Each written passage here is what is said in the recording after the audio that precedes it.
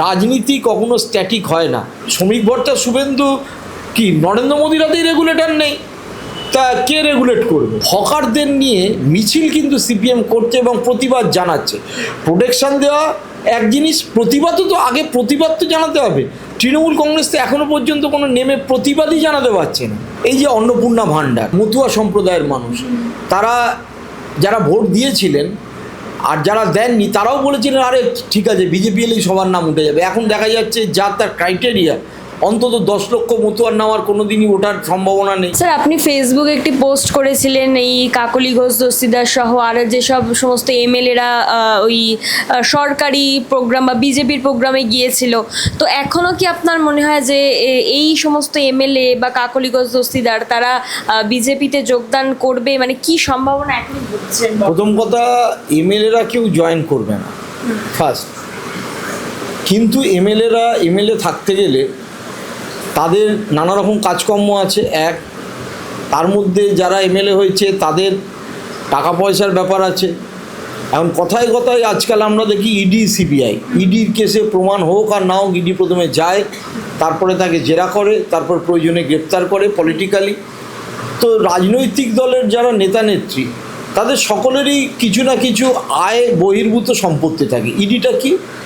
ইডির কেস হচ্ছে যে আয় বহির্ভূত সম্পত্তি। সুতরাং সকলেরই নানা রকম ভয় আছে।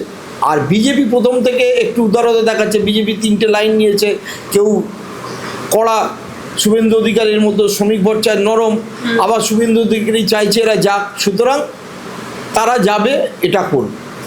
বিজেপির যে টার্গেট সেটা হচ্ছে আগামী দিনকে যাতে তারা রাজ্যসভায় এবং লোকসভায় তাদের সদস্য সংখ্যা বাড়াতে পারে। আমরা দেখলাম আম আদমি পার্টির কী করে দলটা ভেঙে রাজ্যসভায় 8 জনকে তারা নিয়ে চলে গেল এবং তাদের সদস্য সংখ্যা বেড়ে গেল।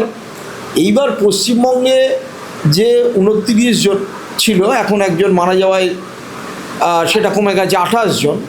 তাহলে 2/3 মানে হচ্ছে 18 জন লাগবে অ্যাকচুয়ালি মোটামুটি দলত্যাগ করতে। কিন্তু দলত্যাগ না করেও আর একটা পদ্ধতিও তো লোকে নিতে পারে যে আমি দলত্যাগ করলাম না, কিন্তু আমি রেজিগনেশান দিলাম, দিয়ে আবার সেই দলের হয়ে দাঁড়ালাম, এখন যে কম্পোজিশন তাতে আমি জিতে যেতে পারি। এবং যদি সেটা নাও করে তো বিজেপি জিনিসটাকে একটু গুলিয়ে দেবে, সেই পদ্ধতি চলছে। এইবার যারা বিধায়ক হয়েছেন 80 জন, সেই বিধায়করাও যে সবাই সবসময় র্যালি করে যাচ্ছেন তা না। আমার কাছে সুনির্দিষ্টভাবে খবর আছে কয়েকজন মুর্শিদাবাদ এবং মালদার বিধায়ক তারা অলরেডি কংগ্রেসের লিডারশিপের সাথে যোগাযোগ করেছেন। তার মানে এই নয় যে তারা কংগ্রেসে জয়েন করবেন, কিন্তু তারা বলছেন যে কংগ্রেসের দিকে আমাদের মনোভাব আছে, কংগ্রেস লিডারশিপই আমাকে বলুন। আবার তারা মুসলিম বিধায়ক, মাথায় রাখতে হবে। ওয়ারাস আবার কিছু এমএলএ তারা চাইছে তৃণমূলকে, এই বিজেপিকে, শুভেন্দু অধিকারী গুড হিউমারে রাখতে। এদের অনেকের সাথেই শুভেন্দু অধিকারীর পুরনো সম্পর্ক ভালো ছিল, তিনি তো তৃণমূলেই ছিলেন। তৃণমূলের plus point, minus point, baggage, এমনকি যে কাকলির বিরুদ্ধে কল্যাণ ব্যানার্জি অভিযোগ করছে যে নারদা স্টিং অপারেশানে, সেই নারদা স্টিং অপারেশানে টাকা মুড়িয়ে নিতে আমরা মুকুল রায়কে দেখেছি, ববি হাকিমকে দেখেছি, কাকলিকে দেখেছি, শুভেন্দুকেও দেখেছি। তাহলে শুভেন্দু অধিকারী তার মধ্যে পড়ছে। সুতরাং সন্দীপন সাহাকে যেরকম দেখে আমরা খবরেই যা পড়লাম, স্পিকারের ঘরে শুভেন্দু জড়িয়ে ধরেছে। সুতরাং যত এটা করতে থাকবেন তত তৃণমূলের এই পরাজয়ের পরে যে অবস্থা দাঁড়িয়েছে, ক্রলিং, একেবারে হামাগুড়ি দিচ্ছে পার্টিটা মনে হচ্ছে, তাদের মধ্যে তত খলবলি সৃষ্টি হবে। এবং প্রতিটা পলিটিশিয়ানই, যে কথা প্রথম থেকেই আমি বলছি, এত কাউন্সিলর কেন রেজিগনেশান দিচ্ছে? এই কাউন্সিলরই কি সবাই বিজেপিতে যাবে? তাও না। এই কাউন্সিলরদের কি সবাই বিজেপি টিকিট দেবে? হয়তো তাও না। কিন্তু তারা জানেন যে আমি কাউন্সিলর থাকাকালীন আমার বৈধ যে সম্পত্তি, তার থেকে আমার যদি হিসেব করা যায় আয়ের থেকে ডিসপ্রপোর্শনেট অ্যাসেট বেশি। এই মামলাটা একসময় আমরা দেখেছিলাম রাবড়ি দেবীর বিরুদ্ধে বিজেপি ব্যবহার করেছিল যখন বাজপেয়ী আডবাণীর জমানায়। আমরা তখনও দেখেছিলাম আর একজন ভারতের ক্রিকেটার আজহারউদ্দিনের বিরুদ্ধে এই ডিসপ্রপোর্শনেট অ্যাসেট কেস হয়েছিল। এই কেসটার বিউটি এটা, বা বলা চলে ত্রুটি এটা উল্টো দিক থেকে, যে অভিযুক্ত তাকেই প্রমাণ করতে হয় যে আমার আয় দেখো 100 টাকা, আমার ব্যয় 50 টাকা, সম্পত্তি করেছি 50 টাকা। সুতরাং সমস্ত এরা জানেন যে আমাদের আয় বহির্ভূত সম্পত্তির পরিমাণ আমরা দেখাতে পারবো না, তাহলে আমরা কিছুটা গুড হিউমারে রাখি। সুতরাং একদিকে আমরা প্রশাসনিক বৈঠকে গেলাম, তাতে যদি কিছু কাজ হয় ভালো, দ্বিতীয়ত হচ্ছে আমরা গুড হিউমারেও রাখলাম। তবে এটা ঘটনা ঠিক, মমতা বন্দ্যোপাধ্যায়ের আমলে যেভাবে এই বিধায়কদের বিপক্ষের বিধায়কদের 2016 সালে, 2011 সালে এবং 2021 সালে একেবারে ভার্চুয়ালি অচ্ছুত। 2011 সালের পরে কিছু বিধায়করা প্রথম দিকে গেছিলেন, কিন্তু তারপরে তাদেরকে ডাকাও হতো না, তারা যেতেনও না, অচ্ছুত করে রাখা হয়েছিল। সেই অবস্থাটা কিন্তু কাম্য কখনোই নয়। বুদ্ধদেব ভট্টাচার্য যখন ছিলেন, আমি তার খুব কম প্রশাসনিক বৈঠক তিনি জেলায় করেছেন, তবু উত্তর 24 পরগনা, নদিয়া এবং মুর্শিদাবাদ 3টে জেলার আমার মনে আছে তার তিনি পাবলিক মিটিং করেছেন, প্রশাসনিক বৈঠক করেছেন, এবং সেই বৈঠকে কংগ্রেসের লোকেরা উপস্থিত হয়েছে। তৃণমূল কংগ্রেস ওয়ারাস তারা হয়তো যাননি, কিন্তু তাদেরকেও দেখেছি আমি বৈঠকের পরে আলাদা করে দেখা করে তাদের কিছু দাবি দেওয়া, আমার এলাকায় এই হচ্ছে না সেটা বলা। কিন্তু মমতা বন্দ্যোপাধ্যায়ের আমলে সেটার কোনো সুযোগ ছিল না, এটা তো ফ্যাক্ট। এইবার হয়তো শুভেন্দু অধিকারী দেখাচ্ছেন, এখন কতদিন তিনি সেটা করবেন, মানে একদিকে সেটা দেখাচ্ছেন, অন্যদিকে শোভনদেব চট্টোপাধ্যায় বিরোধী দলের বিধায়কদের ঘর খুলে দেওয়া হচ্ছে না, তিনি হওয়ার পরেও তারা ওখানে মেজের ওপর বসে আছেন। এ দৃশ্য আমি বিগত 4 দশক ধরে বিধানসভায় গেছি বা দেখছি কাছ থেকে। পশ্চিমবঙ্গের ইতিহাসে এ ঘটনা ঘটেনি যে বিরোধী দলের বিধায়করা ওই মেঝেতে বসে যাচ্ছে। তাহলে একদিকে বিরোধী দলের সেই বিধায়কদের আমি প্রশাসনিক বৈঠকে ডাকছি, তাদের সাথে ভালো করে কথা বলা হচ্ছে, আবার বিরোধী দলের বিধায়কদেরই আমি ঘর খুলে দিচ্ছি না, তারা মেঝেতে বসে চেঁচাচ্ছে। মানে আমি জানি না, মানে এই জ্যাকেল অ্যান্ড মিস্টার হাইডের মতো একটা ব্যাপার তারা যেটা চলছে। কিন্তু এখানে আবার বিধায়কদেরও স্বার্থ আছে, তাদের নিজেদের এলাকায় বিধায়ক ফান্ডের টাকা, অন্যান্য কাজ যেগুলো কথাবার্তা দিয়েছে, তাছাড়া একটা গুড হিউমারে রাখা। এখন এমন নয়, সব ক্ষেত্রেই 2/3 লাগবে দল ভেঙে যেতে। 80 জন জিতেছে, 80 জনের মধ্যে 50 জনের ওপরে বিধায়ক ভাঙিয়ে নিয়ে যেতে হবে, এরকম অবস্থা তৃণমূলের নয়ও, যাবেও নয়। আবার 18 জন এমপি ভেঙে চলে যাবেন এমনও নয়, কিন্তু ওই কিছু ইস্তফা দিতে পারেন, কিছু গুড হিউমারে রাখছেন। যেরকম কাকলি ঘোষ দস্তিদার, ওই অরিত্র দত্ত বণিক যে অ্যাক্টিং করেছে, পোস্ট করেছে, পরে আমি দেখলাম দ্যাটস ফ্যাক্ট অলসো। তাদের ঘোষ দস্তিদার ইনফার্টিলিটি ক্লিনিক আগে ছিল বা ফাউন্ডেশন কিছু হবে, তাদের সাথে গভর্নমেন্ট অফ ওয়েস্ট বেঙ্গলের একটা পিপিপি মডেলে SSKM হসপিটালে একটা ইনফার্টিলিটি ক্লিনিক চলে, IVF ক্লিনিক যেটা বলে। তো স্বাভাবিকভাবে সরকার এটা মমতা বন্দ্যোপাধ্যায় উদ্বোধন করেছিল, কারণ সুদর্শন ঘোষ দস্তিদার বিগত প্রায় 40 বছর ধরে এই ক্লিনিকটা গড়িয়াহাটে মরেছিল, তারপরে তারা অন্য জায়গায় করে বড় আকারে বৈদ্যনাথ, কারণ সুদর্শন দা একেবারে ডাইরেক্ট বৈদ্যনাথ মুখোপাধ্যায়, ডক্টর বৈদ্যনাথ মুখার্জির শিষ্য ছিলেন, যিনি এখানে পরবর্তীকালে ইনফার্টিলিটি ব্যাপারে, IVF-এর ব্যাপারে অনেক অগ্রগণ্য হয়েছিল। তো এইবার সরকার পরিবর্তন হয়েছে, নতুন সরকার বলতে পারে আমি পিপি মডেলে ওটা চালাবো না, এদিকে এটা লক্ষ লক্ষ টাকার একটা ব্যবসা, সেই ক্ষেত্রেও খুশি রাখতে পারে। কিন্তু কাদা ছোড়াছড়িটা এমন জায়গায় চলে গেছে, কল্যাণ বন্দ্যোপাধ্যায়ের সাথে কাকলি ঘোষ দস্তিদার বা মহুয়া মৈত্র তাদের বক্তব্য কী, কাকলি যেটা চিঠি দিচ্ছে এবং যেটা নিয়ে গোটা ন্যাশনাল মিডিয়া উত্তাল হয়েছে, কল্যাণ বন্দ্যোপাধ্যায় নানা সময় মেসোজিনিস্টিক অর্থাৎ মহিলাদের ব্যাপারে নানা রকম উক্তি করেছে। মহুয়া মৈত্রের সাথে এর আগে লেগেছিল, কাকলির সাথে লেগেছিল, জুন মালিয়া, আমি জানি অন্তত 6 থেকে 7 জন মহিলা এমপিরা মমতা বন্দ্যোপাধ্যায়কে বলে, অভিষেক ব্যানার্জিকে বলে, তারপর কল্যাণ বন্দ্যোপাধ্যায় রেজিগনেশন দেন ইত্যাদি, তারপর আবার তাকে ফিরিয়ে আনা হয়েছে। তাহলে সব মহিলা কি খুশি হলেন? মহুয়া মৈত্রও হয়তো খুশি হননি, কিন্তু তার একটা ইডিওলজিক্যাল জায়গা আছে, তাকে বিজেপি সংসদ পদ থেকে বার করে দিয়েছিল, তার কেসে আবার তিনি জিতে ফিরে এসেছেন, তিনি বিজেপির সাথে ওইরকম ঘনিষ্ঠ যোগাযোগ হয়তো রাখবেন না, কিন্তু অন্যরা রাখতে পারেন। আর অন্যদের যদি আমরা দেখি, যেরকম রচনা বন্দ্যোপাধ্যায়, জুন মালিয়া, শতাব্দী রায়, এরা ইডিওলজিক্যালি দিদি করতেন। এই যে একটা শব্দ আমরা কি করি, তৃণমূল করি না দিদি করি, তো সেটা তো কোনো ইডিওলজি হতে পারে না, দিদি করি। দিদির কি মমতাবাদী কোনো আলাদা দর্শন তো নেই, ব্রাত্যবোস যতই মমতাবাদী অফিস করার।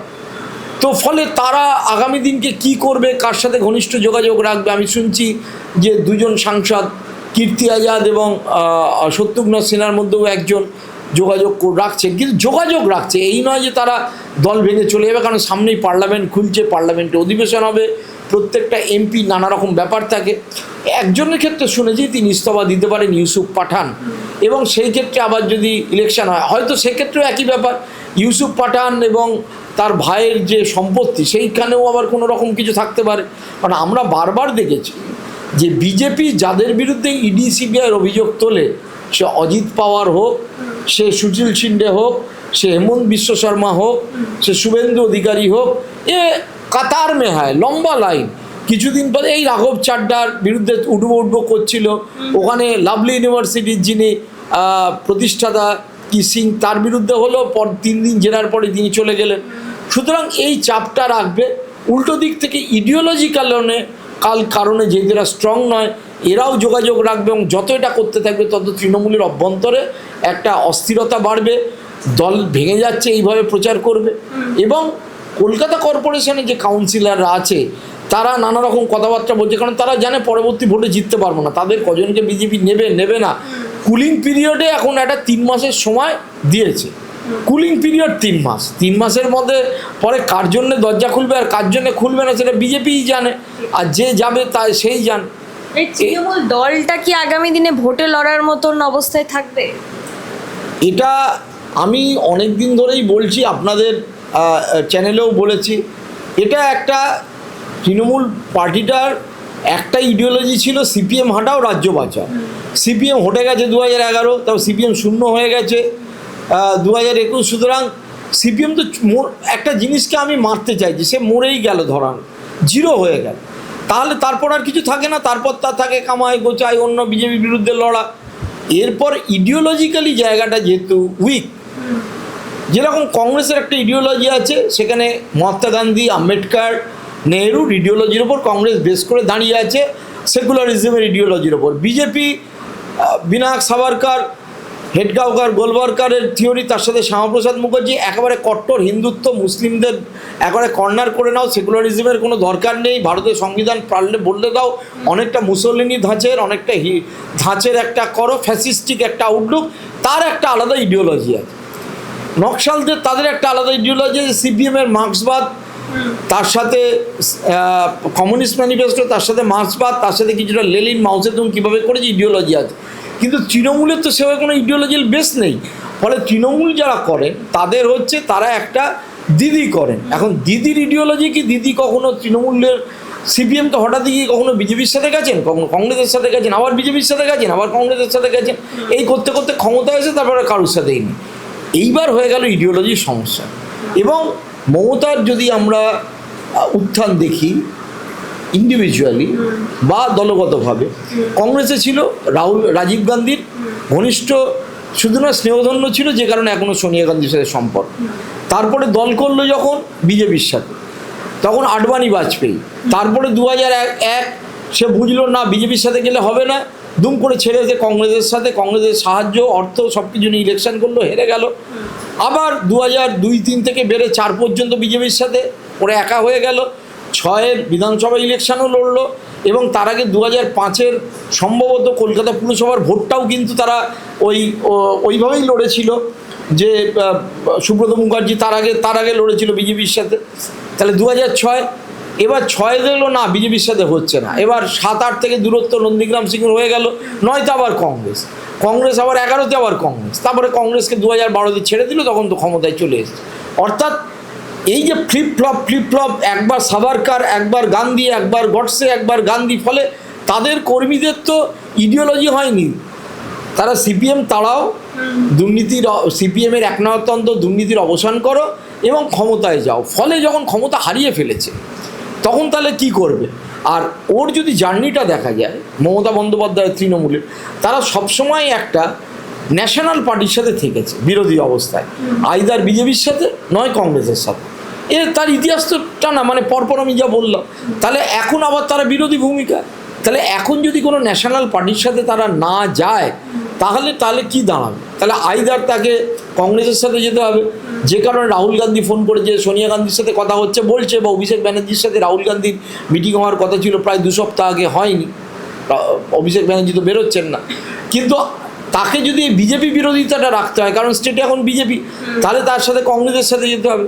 অথচ এখানে কংগ্রেসটাকে তিনি যেভাবে দুর্বল করে দিয়েছেন, কংগ্রেসটাকে ভেঙেছেন, এবং এইবারও ইলেকশনে যেভাবে বলেছে তাতে লোয়ার লেভেলের কংগ্রেস কর্মীরা বা কংগ্রেস যারা প্রদেশ কংগ্রেস নেতৃত্ব, শুভঙ্কর সরকার একরকমভাবে ব্যাখ্যা করছেন, অধীর চৌধুরী আর একরকম ব্যাখ্যা করছেন, যে তারাও খুব একটা মমতা ব্যানার্জির ব্যাপারে ইন্টারেস্টেড না। সিপিএম তিনি কল করেছিলেন left, ultra left, CPM outright সেটাকে রিজেক্ট করে দিয়েছেন। এবং সিপিএমের কি হয়েছে, এত তারা মার খেয়েছে, এত তাদের দল ভেঙেছে, এত তাদের জেলে ঢুকিয়েছে, তারা কোনোভাবেই ওদের সাথে কোনো অ্যাডজাস্টমেন্টে যাবে না। ফলে মমতাকে এখন চাক বা না চাক কংগ্রেসের সাথেই আলটিমেটলি একটা সম্পর্ক রেখে এগোতে হবে, তাতে যদি দলটা বাঁচে। উনি তো বামেদেরকেও আসতে বলছেন ওনার সাথে। হ্যাঁ, বামেদেরকে বলেছিল, কিন্তু বামেরা তো আউটরাইট রিজেক্ট করেছে যে আমরা যাব না, কারণ বামেরা ফলতার ইলেকশনের রেজাল্টটা দেখে বামেরা দেখছে যে আমরা 20% ভোট পেয়েছি, তাহলে আগামী দিনকে ফলতার পরে আর কটা ইলেকশন আছে আমাদের মাথায় রাখতে হবে। এক, নন্দীগ্রাম; 2 নম্বর হুমায়ুন একটা সিট ছাড়বে, রানীনগর বা ওইখানকার একটা কি রেজিনগর বা রানীনগর তো না, রেজিনগর বা কোনো একটা সিট ছাড়বে বড়, তো ওইখানে একটা সিট। তারপরে যদি আমাদের বসিরহাট লোকসভার উপনির্বাচন হয় সেটা হবে, তাহলে আপাতত আমরা 3টে সিট দেখতে পাচ্ছি।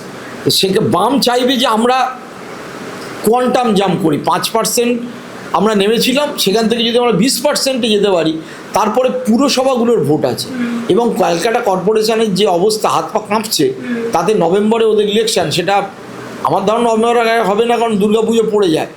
তাতেও যদি বামেরা একটা জায়গায় চলে যায়, দেখা যায় তৃণমূলের সাথে টক্কর মেরে এগিয়ে গেল। কারণ বামেরা অদ্ভুতভাবে, তারা এতদিন বাদে ওই হেঁটে আছি নেটে আছি বলছিল, নেটে থাকলে আর হবে না। তারা বুঝেছে যে হকার উচ্ছেদ, রেল স্টেশনে হকার উচ্ছেদ, রাস্তায় হকার উচ্ছেদ, গরু বিক্রি, এই সব বিভিন্ন ইস্যুতে তারা কিন্তু রাস্তায় নামছে। এবার ওই ভোটটা আমি প্রচুর লোককে বলতে শুনছি বিজেপিকে ভোট দিয়েছি, বা কিছু লোক বলছে তৃণমূল কংগ্রেস কেন এগোচ্ছে না। এইটা যদি তারা পেতে শুরু করে, যেটা আবার বিজেপি ভয় পাচ্ছে, তাহলে বামেরা কেন যেতে যাবে, তৃণমূলের সাথে যাবে না। আবার এমন সিচুয়েশনও হতে পারে, কেউ আজ অবধি বলা যায় না, লোকসভা ভোটের এখনও 3 বছর দেরি আছে। আমি যখন 2014 পরে বলেছিলাম যে বাম কংগ্রেস একসাথে লড়বে, তখন আমার কথা কেউ বিশ্বাস করেনি। আমি প্রথম তৎকালীন আমাদের কাগজ আনন্দবাজার একটা স্টোরি করি, আব্দুল মান্নান নিয়ে যায়, তারপরে একে তাকে, তারপর শ্যামল চক্রবর্তীকে বলে, করতে করতে বাম কংগ্রেস 2016 সালে জোট হলো। জোট ভালো হয়েছিল, মন্দ হয়েছিল, তলার লেভেলে কাজ করেছে কিনা আলাদা, কিন্তু যে দুটো পরস্পর সংঘাত করেছে, মানে পলিটিক্যাল মার্ডার হয়েছে বাম কংগ্রেসের আমলে অ্যাসেম্বলিতে প্রায় 45,000, তার মধ্যে অধিকাংশ কংগ্রেস কর্মী, একটা বড় সেকশন বাম কর্মী। তা সত্ত্বেও তারা জন্য ক্লাব করে গেল মমতাকে হাঁটাতে। সুতরাং রাজনীতিতে তো অসম্ভব বলে কোনো কিছু নেই, কিন্তু আপাতত মমতার সাথে বামেরা আগামী 2 বছরে কোনো পুরো ভোট, পঞ্চায়েত ভোট কিছুতেই যাবে না, কিছুতেই যাবে না। তারা তাদের স্ট্রেংথটা বোঝার চেষ্টা করবে। কংগ্রেসও মালদা, মুর্শিদাবাদ বা অন্য জায়গায় তাদের স্ট্রেংথটা বোঝার চেষ্টা করবে।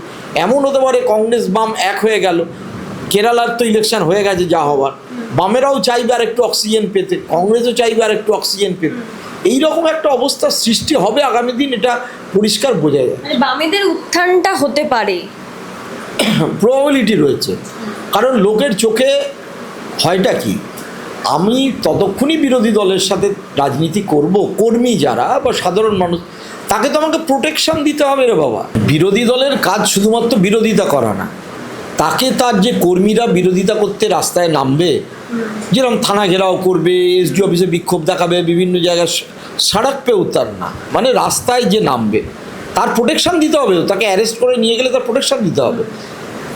আমরা কংগ্রেস আমলে বারবার দেখেছি যে এই প্রোটেকশনটা সোমেন মিত্র দিতেন, এই প্রোটেকশনটা প্রদীপ ভট্টাচার্য তারা যেতেন, গিয়ে জ্যোতিবাবুর কাছে দরবার করতেন, বা বুদ্ধ ভট্টাচার্যের কাছে দরবার করতেন। অনেক রকম প্রোটেকশনের ব্যাপার আছে, যেরকম তাকে থানায় ধরে নিয়ে যাওয়ার পর তার লয়ার দেওয়া, ছাড়ানো। মমতা বন্দ্যোপাধ্যায় যখন দল করলেন, তিনি তার কর্মীদের প্রোটেকশন দিতেন, যারা খুন হতে, তাদের যে ছোটোখাটো চাকরির ব্যবস্থা, বাড়ির লোকেদের কাজ, সেটাকে প্রোটেকশান দিতে হতো, হসপিটালের ট্রিটমেন্টের প্রোটেকশান দিতে হতো, পুলিশ আটক করলে মামলা চলাকালীন খরচা দিতে হতো। এই প্রোটেকশানটা দিতে হবে, বা তোমার বাড়ি ভেঙে দিলে বাড়ি করার বা তাকে রক্ষণাবেক্ষণ করার নাই, 5 জন মিলে রক্ষা করবে। এই প্রোটেকশানটা যতক্ষণ না কর্মীদের দেওয়া যাবে, কোনো পার্টিরই, ততক্ষণ নেতারা মুখে যাই বলুক, কর্মীরা থাকবে না। এই যে তৃণমূল অঞ্চলে এত কর্মীর এক্সোডাস হচ্ছে, ছেড়ে চলে যাচ্ছে, কারণ তারা কি বলছে, কাউন্সিলর প্রোটেকশন দিচ্ছে না। কাউন্সিলর কি বলছে, আরে আমি কি করে দেবো, এমএলএই তো প্রোটেকশন দিতে পারছে না। এমএলএকে ধরছে তো এমএলএ বলছে আমি কি করে দেবো, এমপি তো নিজের পুলিশ পায়, সেই প্রোটেকশন দিতে পারছে না। এই চাপটা একটা ভয়ঙ্কর তৃণমূলের অভ্যন্তরে চলছে, যে কারণে এই প্রায় 80 বছর বয়সেও সৌগত রায়কে থানায় যেতে হয়েছে। এবার গিয়ে কে পচা ডিম ছুঁড়েছে, কে চোর বলেছে, সৌগত রায় গেছে। আমি তো দেখলাম আর কোনো সাংসদ এখনো পর্যন্ত, এই পার্থভূমি কোথায়, সুদীপ বন্দ্যোপাধ্যায় কোথায়, অভিষেক বন্দ্যোপাধ্যায় কোথায়, কেউ নেই কোনো প্রোটেকশন দেওয়ার মতো। সায়নী ঘোষ কোথায়, প্রসূন ব্যানার্জি কোথায়, কোথাও তো কাউকে দেখতে পাচ্ছি না। এই কোনো এমপি যদি প্রোটেকশন না দিতে পারে, তাহলে এমএলএ বললো এমপি নেই।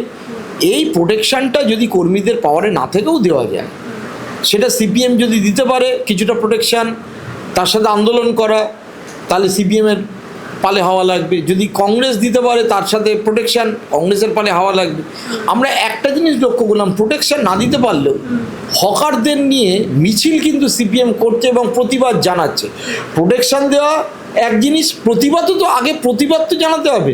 তৃণমূল কংগ্রেস তো এখনো পর্যন্ত কোনো নেমে প্রতিবাদই জানাতে পারছে না, না কোনো প্রতিবাদেই নামতে পারেনি তারা। এই যে তিনটে ঘটনা ঘটেছে, এক রেলের জমি থেকে হকার বা বাড়ি 20-50 বছর আছে তাদের উৎখাত করা হচ্ছে, স্টেশন থেকে হকারদের সরিয়ে দেওয়া হচ্ছে, রাস্তা থেকে সরানো হচ্ছে, আর গরু বিক্রি করতে না দেওয়া হিন্দু মহিলারা যারা ব্যাংক থেকে লোন নিয়ে গরু প্রতিপালন করেন বা গোয়ালারা ঘোষেরা তারা খাচ্ছে, সুইসাইড করার অবস্থায় চলে গেছে, লক্ষ লক্ষ টাকা দেনা। এই তিনটে কেস এখন পশ্চিমবঙ্গের গত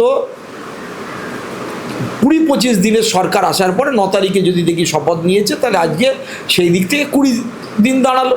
এই তিনটে সমস্যা প্রকট এবং তিনটেই পেটে লাথি মারা সমস্যা একেবারে। এরা তো বিজেপিকে ভোট দিয়েছিল, তারা নিজেরাই বলছে, এবং এই ঘটনাতে কি তারা বিজেপির প্রতি বিরক্ত বা ক্ষুব্ধ হতে, এই বিরক্ত হচ্ছে, ক্ষুব্ধ হচ্ছে, কাঁদছে, রাগ হয়েছে, একেবারে সমাজের পিছিয়ে পড়া মানুষ। এইবার তাদেরকে তো আমাকে সংগঠিত করতে হবে। সেটা কি করে কে করবে? তাহলে প্রধান বিরোধী দলকে তৃণমূল, সে কিন্তু কোথাও নেই। যেটুখানি যা বলার সেটুখানি সিপিএম বলছে, কোথাও কংগ্রেস বলছে, কংগ্রেস যাচ্ছে, যাদের একজন আর একটা বাড়ির 2জন এমএলএ, আর দক্ষিণবঙ্গে তাদের সেভাবে সংগঠনই কোথাও নেই, তাদেরকে মেরে মেরে তুলে দেওয়া হয়েছে। কিন্তু তারা যদি এটা করতে পারে, এবং আমি একাধিক ভিডিওতে দেখলাম, তারা বলছে আমরা বিজেপিকে ভোট দিয়েছি, বিজেপি করতাম, তারা বলছে আমরা তৃণমূল করতাম, তৃণমূলকে ভোট দিয়েছি। তারাও কিন্তু ওই সিপিএমের বা কংগ্রেসের হকার বিরোধী বা উচ্ছেদ অভিযানে আসছে। এটা ভেরি ভেরি সিগনিফিকেন্ট পয়েন্ট। রাজনীতি কখনো স্ট্যাটিক হয় না।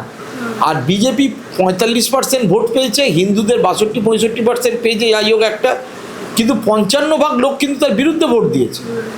এই 55% লোক একটা হয়তো হবে না।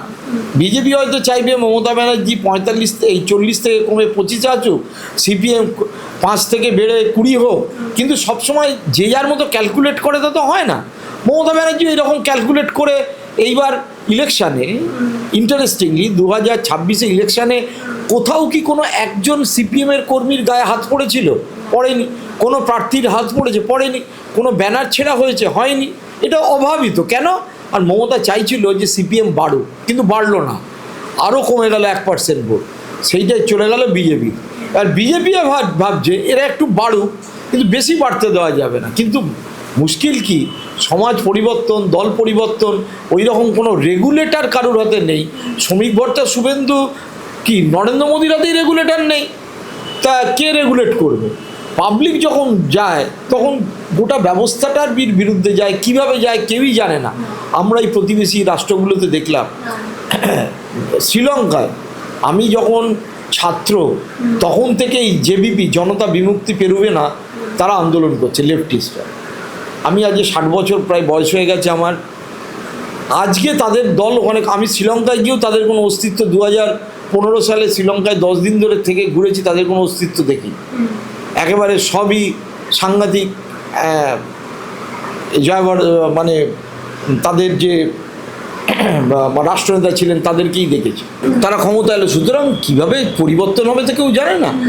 75 সালে যখন ইন্দিরা গান্ধী এমার্জেন্সি জারি করেছিল, কেউ ভেবেছিল যে 77 সালের মধ্যে ইন্দিরা গান্ধী হেরে যাবে? কেউ তো ভাবেনি।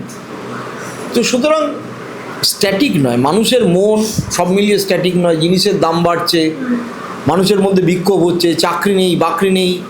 এই যে অন্নপূর্ণা ভাণ্ডার, সবাই ভেবেছিল নাম উঠে যাবে, এখন দেখছে 12 পাতা ফর্ম ফিল আপ করতে হবে, লোক আবার 30 লক্ষ মহিলা এমনি বাদ গেছে, আরও বাদ যাবে। ফলে তাদের মধ্যে ক্ষোভের সৃষ্টি হবে।